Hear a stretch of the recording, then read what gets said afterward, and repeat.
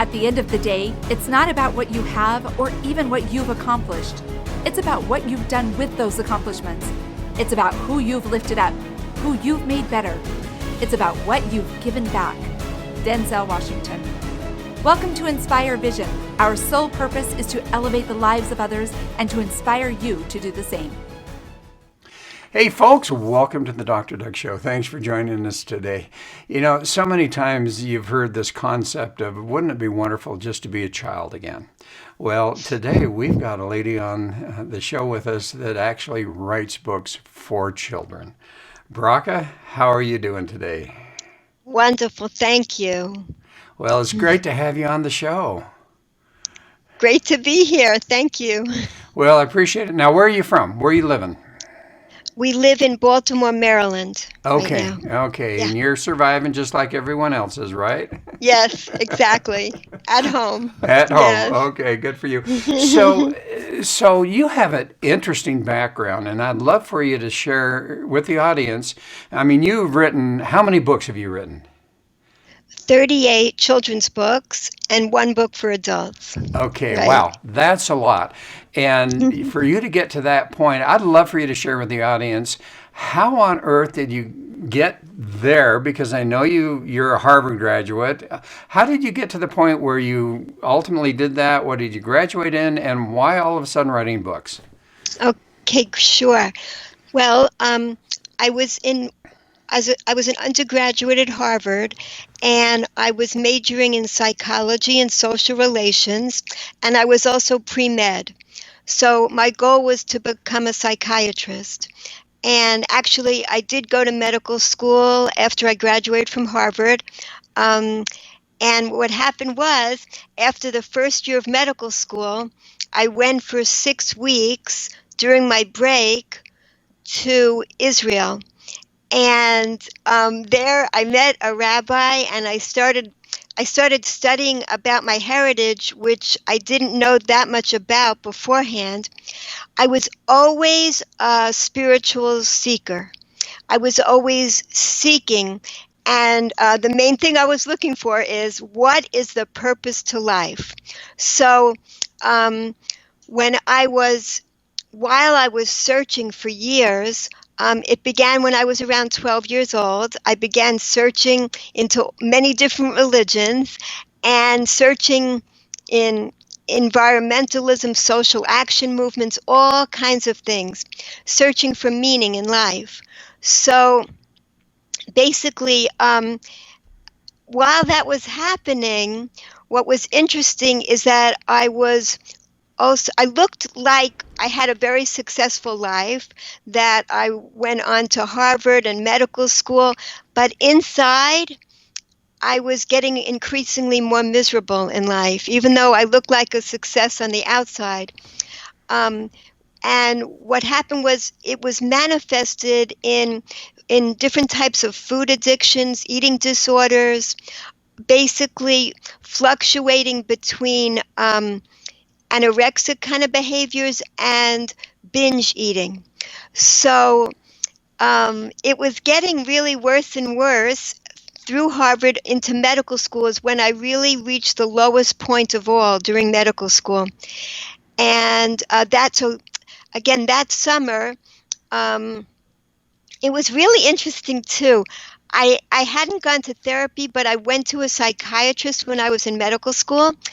I visited him, and he said, he was a Japanese psychiatrist who said to me, you know, what you're describing, I have a feeling that when you go to Israel this summer, that you're looking for something spiritual, like you think you're very, like you sound like you think you're very messed up, but I have a feeling you're going to find what you're looking for. So it's funny that that's really what happened, and I don't know how he had that insight, but I ended up back to meeting a rabbi and learning about the depths of what was in Judaism, which I had never learned about. And one of the main things that I learned, which I like to share, is that this rabbi, Rav Noach Weinberg, who is no longer alive, one of the things he said is, the purpose of life is to experience the greatest pleasure possible. And I had never heard anything like that before, because it sounds kind of hedonistic. That's what we're here for. But the truth is, we are here to experience the greatest pleasures. And what are the most lasting pleasures? The most lasting pleasures are spiritual pleasures.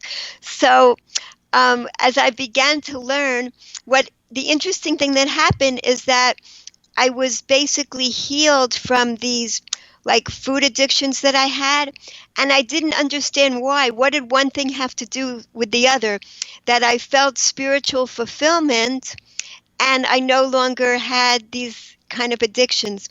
So after I met my husband while I was in Israel, and we had children. And when I returned back to the States, I was going through my parents' apartment, and I found like old diaries and letters and journals I'd written. And when I started reading them, then I understood how it made sense that I was able to heal. I was able to heal from these addictions through spiritual fulfillment. And that's why I wrote this memoir, Searching for God in the Garbage. It's a compilation of the actual progression of developing the disorders from age 12 and then the healing process through age 32. So basically what I love to share with people is that our souls are starving for spiritual nourishment, and addictions make sense because they provide temporary pleasure. And so that's why people develop addictions when they don't have enough pleasure in their lives.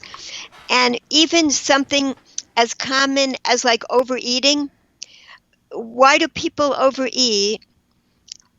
It's because people are experiencing a basic pleasure, and if they don't have enough other pleasures in their lives, then they keep eating because it brings a basic pleasure. So what I learned also from this rabbi is that there's like 5 levels to a ladder of pleasure.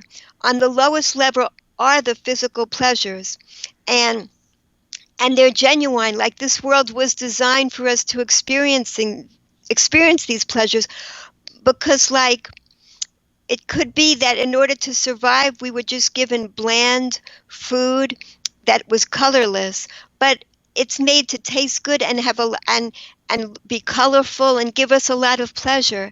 And also, but if we get stuck at that level, we can get stuck at that level if we don't bring the higher levels of pleasure into our lives. So bringing in greater pleasure actually releases us from being stuck with addictions. And that's, yeah. So I'm Go curious. ahead. Yeah, I'm curious because I think that's fascinating. When he was talking to you about the different layers of pleasure, and I like the word pleasure. I like the word joy. I like the word happiness. I mean, I think there's all those, because as you said, this is not a connotation of hedonistic pleasures. We're talking about truly joy, that type of sense of pleasure. Can you remember what those 5 different levels were of what he referred to as pleasure? Yes. Actually, my husband recently he made a chart of them. It's really neat. I'm holding this up here. Okay, and for those Yeah. that are listening to the podcast, you're not going to see that. So if you can read that for us, that would be great. Sure. So the lowest level is physical pleasure. And what's very interesting, and then the next level is love, and that involves doing kindness. Acts of kindness fill us with pleasure. Being generous, being loyal, all these bring us a higher level of pleasure. So let's say a person is overeating because they feel lonely. They feel that they want more, particularly people overeat on sweets a lot because they want more sweetness in their lives.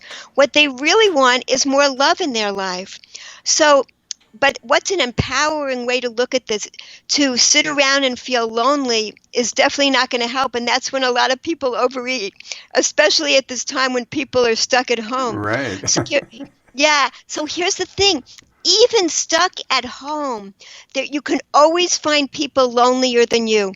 You can reach out to other people, even stuck at home. You can text, you can call. There are ways to reach out to other people. You can make a list of people that would love to hear from you. You can always bring more love into your life. It's an empowering thing. You never have to wait around for love. When we're not stuck at home, there are so many places you could visit where, I mean, in nursing homes or assisted livings, people are gathered in public areas eager for someone to visit them. There are people that no one ever visit. There are daycare centers. I once volunteered in a daycare center where you'd go in and the children came up and just started hugging me. They were so hungry for love. And people can visit, where there are shelters for animals. It's endless. You can always find opportunities to bring more love into your life. That's the second level. The third level is meaning. To do more meaningful things in life, and that could be all types of things, whatever area interests a person. The fourth level is creativity, and creativity also involves having children, bringing more life into the world, plus all the artistic endeavors that you can do. Everything like that is creativity. And the highest level is transcendence.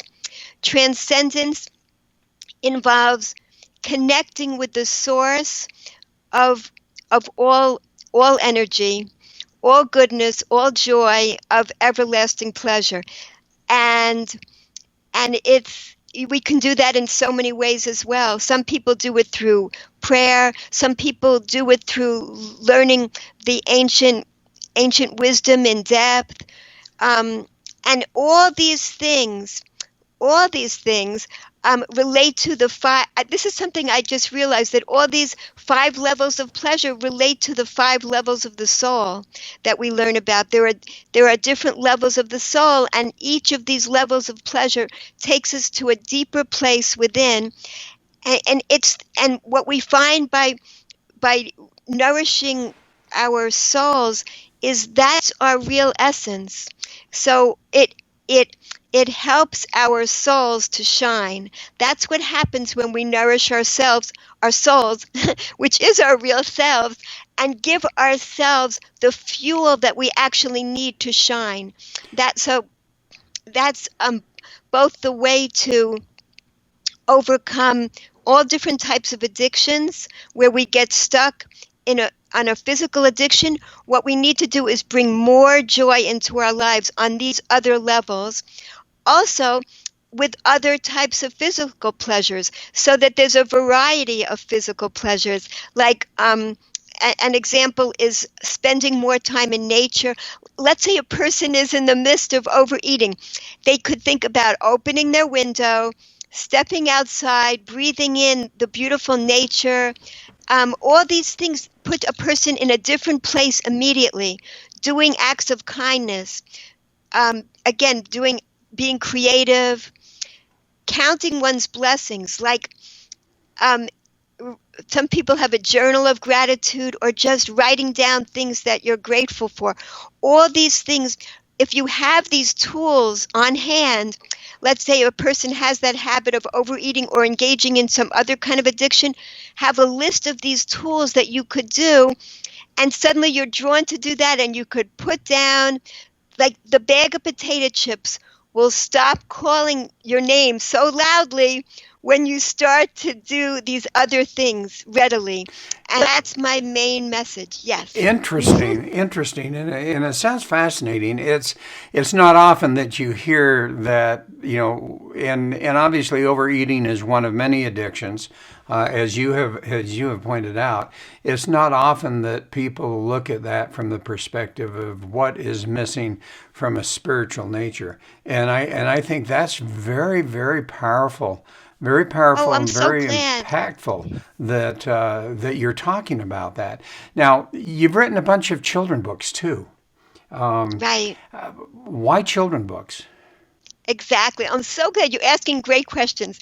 And I just wanted to say also that, right, and I just wanted to say from the point you made before that the emptiness within, usually people feel empty and they feel it's like a bottomless pit. There's never enough. Like if a person eats 85 more pieces of what they're already overeating, it still won't fill the emptiness inside. And everybody knows that. So when we recognize that, that's when we can move on and realize that it's a different type of emptiness. So in terms of the children's books, what I wanted to do was write books, write the kind of books that I wish I had when I was a child.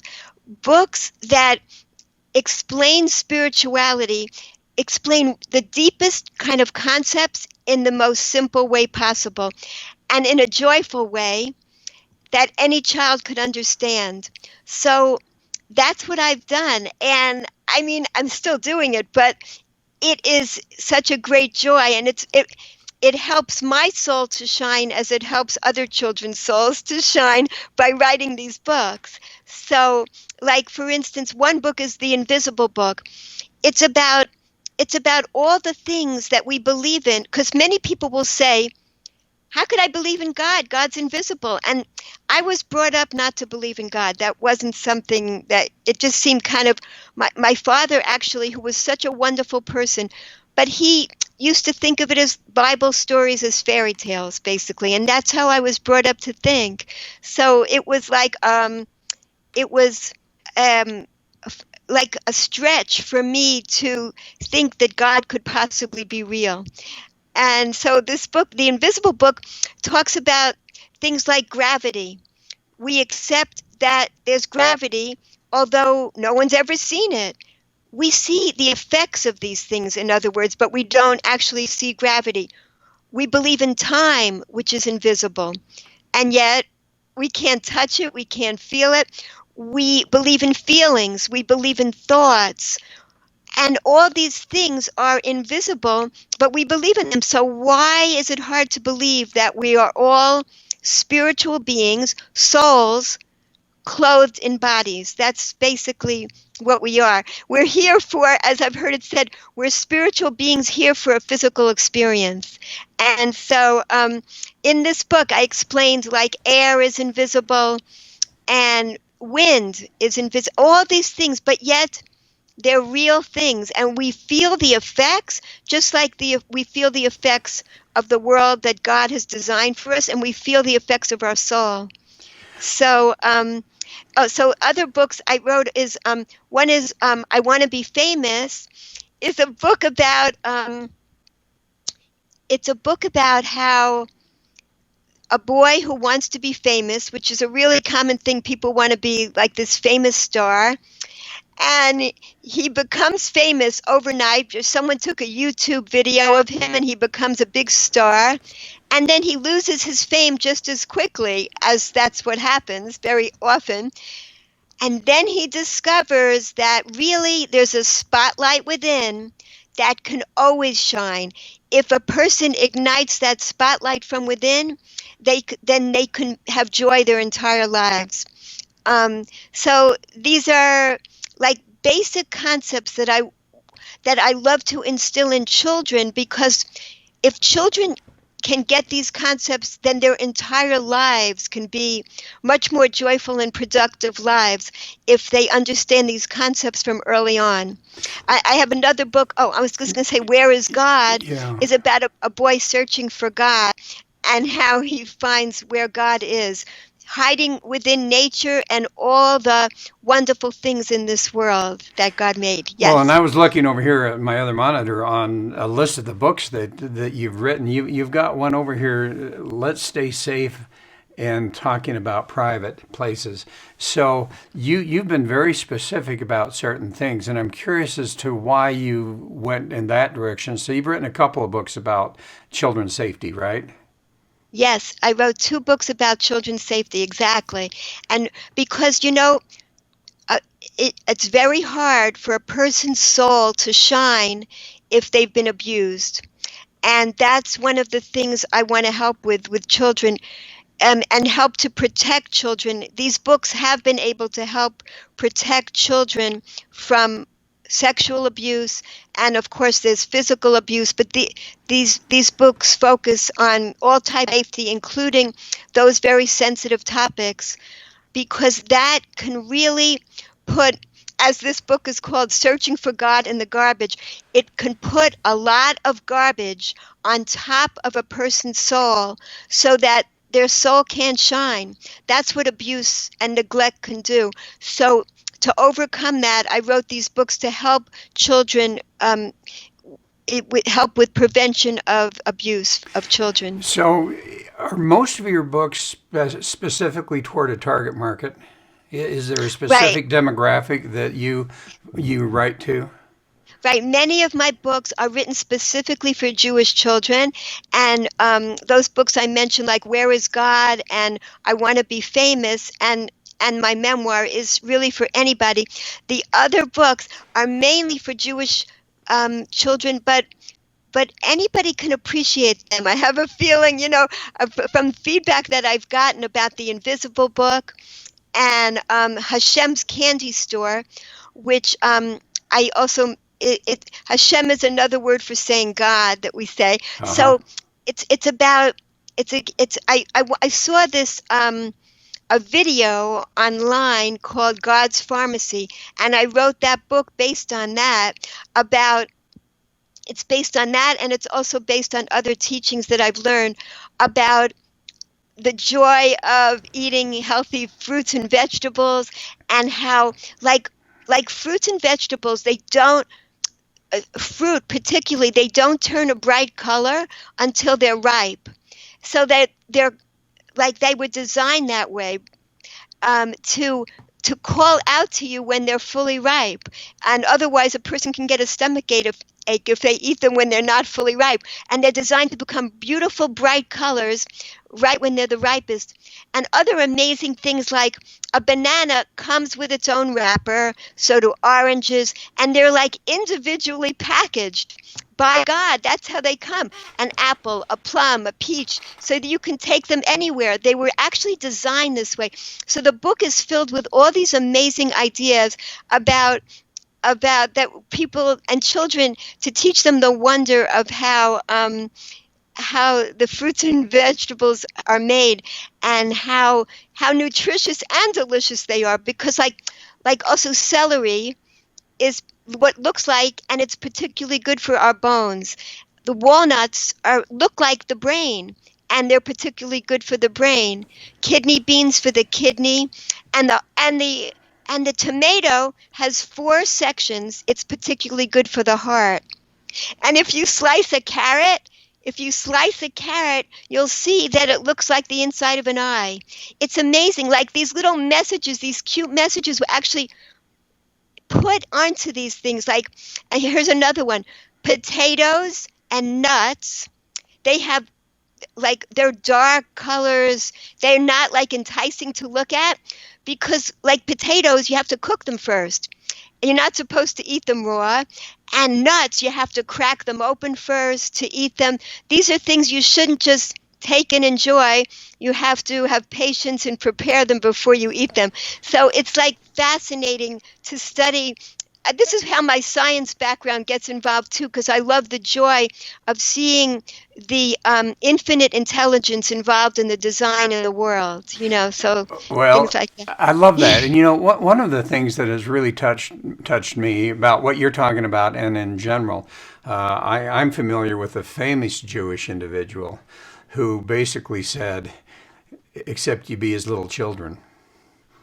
And be as a child. And the reality is that I think that part of the key is to get back to that pureness of childhood. And it sounds to me like the books that you're writing for children, whether they be Jewish or not, the reality is the books that you're writing for children really would help adults to begin to understand that they can get back to that childlike concept and start to understand life as a child, which is really probably the most pure way in which we can experience life.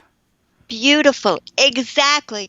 We should never lose the wonder of life that children are blessed with. Exactly. And that's what I don't, that's what I love to promote in my books, that, and, and, and usually it's parents that are the ones reading the books to the children. So everybody gains from it, like you said. Well, that's Thank true. you. That's true. Well, going back to searching for God. So you talk a little bit about getting back to that point of where you're creating a spiritual life within yourself and within your soul, or at least you're starting to allow your soul to break through all of those imprints and patterns and everything that has occurred to us.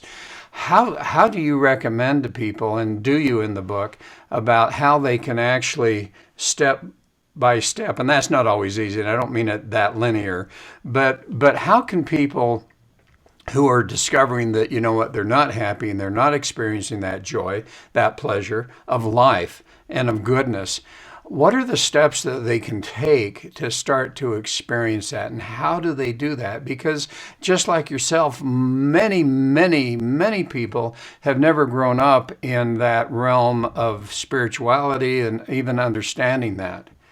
Right. Exactly. And that's why I want to tell people, if you have a problem like overeating or some other type of addiction, look at it as a gift that was given to you. It's there to message you that your soul is starving. That's basically what it's there for. So use it for that. Recognize that you have this problem, kind of embrace it. Don't run from it. Accept that you have this problem, and then see. And then once you acknowledge that you're a spiritual being, that you are a soul, then try to bring more and more lasting pleasures into your life, because the addictions provide you with fleeting pleasures. But if for lasting pleasure, then you need to go up that pleasure ladder. And that's how to have a really fulfilling life. Another interesting thing that this rabbi from Aish Torah, what he spoke about was, he would ask this question: what's the opposite of pleasure? And most people would say pain is the opposite of pleasure. But he said, no, actually, pain can often be a part of pleasure.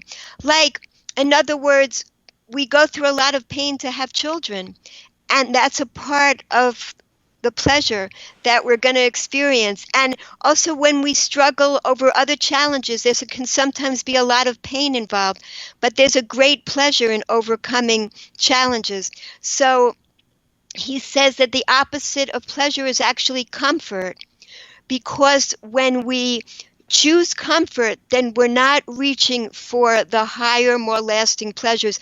And then we can get stuck at that level of comfort. We can very easily do that. And of course, at this time right now, people are looking for a lot of comfort, but they can even get more. Even within one's home, you can experience infinite amounts of pleasure by bringing all these other levels into your life. You can still do all types of meaningful things. I mean, thank God we have this.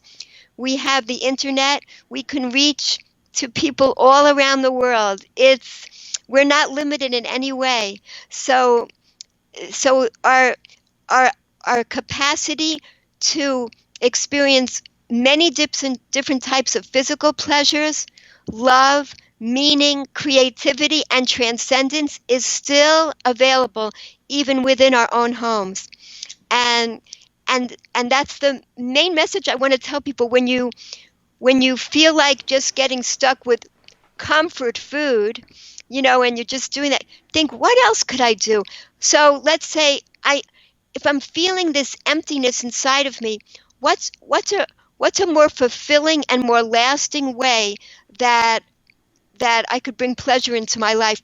And truthfully, the only way to break a bad habit, the most effective way to break a bad habit, is to do it joyfully. So by bringing more joy into your life, you break a habit and you don't even realize that you've broken it, because you're doing it in such a joyful way. You've filled up your life with so many other pleasures that the lower level pleasure that you were stuck on no longer isn't pulling you. You're not craving it because there's so much other joy in your life. Well, and I love that. Yeah. And I'd like for you to share one more time, a little bit slower, those 5 steps, those 5 levels of pleasure. It reminds me in the Old Testament of Jacob's ladder, where you go up each rung, and as you go up each rung, you get closer to heaven.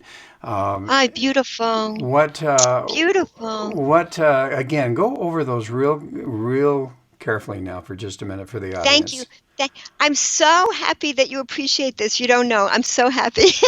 So the lowest level is the physical level, which relates to the lowest level of the soul, which is the life force. The life force, in Hebrew it's called nefesh, actually gets pleasure from the physical pleasures, and it brings those pleasures into the soul. So, in other words, the physical pleasures are designed for us to enjoy, and they do affect our soul. Even music goes right into our soul. Like, one of the things people can do when they're, let's say, overeating is turn on music, put on a YouTube video, start dancing, put on your favorite music and dance, or do exercise, or do yoga, whatever you enjoy. So the lowest level is physical. The next level, the second level, is love, and that's the spirit part of the soul. The next level is meaning, and meaning is relates to the breath.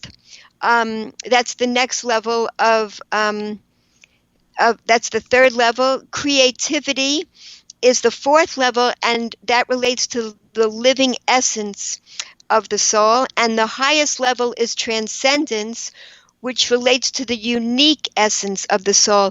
Everybody's uniquely special way to shine relates to transcendence. Transcendence involves connecting not only with the source of everything, but with every being on earth, every living thing, and even it involves, even the earth itself. It involves a feeling of connecting with everything, and that's the unity. Then you sense the unity of everything, and so you feel such a sense of togetherness with everyone, with transcendence. Well, and Yes. that's interesting because as you talk about love, and that's number 2, right? Love. And it's easy to, well, it's not easy, and let me take that back. But being able to show forth love, as you mentioned right at the beginning, that doing things for other people, being kind, visiting, doing all those things is showing that love. But I Yes. love the fact that then as you continue up, you get to the point of that transcendency where all of a sudden it isn't just showing forth love, but it's that literal connection between the two, Beautiful. where all of a Oh, sudden beautiful. we're all connected. And love has to be the beginning of it, but at the same time, that is the beginning of how we can truly all be connected. Wouldn't it be an amazing Beautiful. world? Wouldn't it be an amazing world if we could all understand that and live that to the degree that we experience that throughout the world? What a different world it would be. Yes, exactly. And you know what? God willing, I think that this whole situation that we're in right now is a part of that transformation. This is a very unusual thing that's happening almost across the entire world. It's making a huge sense of universality being experienced by everyone. And the fact that we're in our homes and centering within our souls at this, we have the opportunity to center within our souls at this time more easily than ever because we have many less distractions. And so I am so grateful to you for this opportunity to share this, because I do believe this is an amazing opportunity right now in life, what's happening to us, and we're all part of this transformation, which is hopefully bringing all of us closer to transcendence. Well, and the point is we need to choose that. I mean, we can either fight it or we can choose it and focus on Right. that. And I appreciate your thoughts and your wisdom that you have shared and the wisdom of the rabbi. that you Oh. spent time with. What amazing. For those of us that are Christian, we got to remember one thing. Guess where we got all of our information from?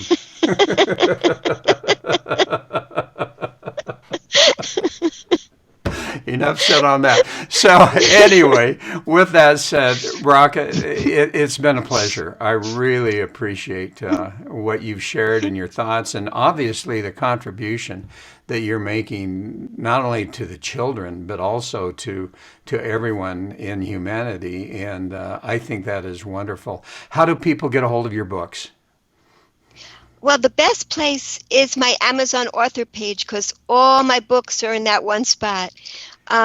They're in stores as well and libraries, but that's where they're. You can see all of them in one place. Well, So and thank you. oh, and thank you, and to do what you're doing and to touch the lives the way you're touching it just I always think about the butterfly effect and the fact that here's this little butterfly somewhere down in South America that flaps its wings and never understanding the effect long term that it will have in other people's lives. And I think that you're a great example of that butterfly, but you're flying a lot because you've written all those books and doing all of those things that literally are affecting the lives of other people. So I honor you for Oh. that and thank you for being on the show. So as we were talking about the butterfly effect, you have one thing that you want to share. Very, very important, I think. Thank you. Yes, what I wanted to say is, we're all affected by the one woman who touched or ate a bat in China, and that spread all around the world. Just this one act that this woman did. Well, we can learn from that. We can use it as something to empower all of us. If that one woman could have an effect on the entire world, actually spreading an illness so far and wide, one person can do the opposite and spread wellness all around the world. We can That's the power of each individual. So I just wanted to share that because we all have that ability, and with one act that we do, like you were saying with the butterfly effect, we can actually affect people all around the world. And this woman has proven that to us in a kind of a negative way, but we can turn it around and use it for our benefit to realize that, yes, what we do really matters, and every good act we do changes the world significantly. Well said. Yeah. Thank you. Folks, Thank you. thank you for joining us today, and I hope you've enjoyed this and get a hold of those books. They are very, very interesting. So have a wonderful week. Be safe, and we look forward to having you join us again soon. Thank you so much. Thank you.